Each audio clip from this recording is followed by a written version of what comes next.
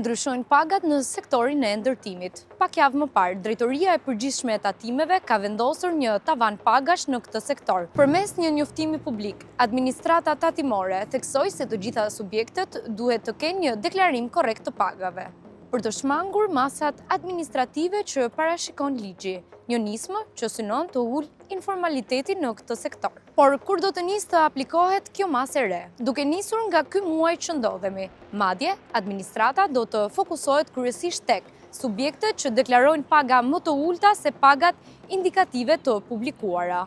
Subjektet që ndryshojnë profesionin e punonjësit për të ulur artificialisht pagën e deklaruar. Si do jenë pagat për pozicionet brenda një kantieri ndërtimi?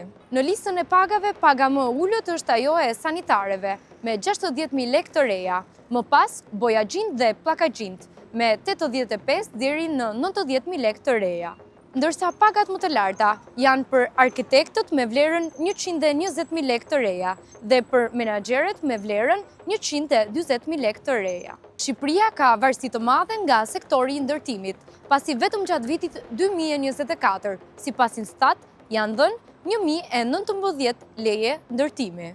Po ashtu, sipas të dhënave të Eurostat, ky sektor kontriboi me 14.4% në krijimin e vlerës së përgjithshme ekonomike të vendit në vitin 2024. Këto tregues se bojnë më të domosdoshme vëmendjen e nivelit të pagave në ndërtim, duke theksuar luftën kundër informalitetit dhe rritjen e sigurisë në punë.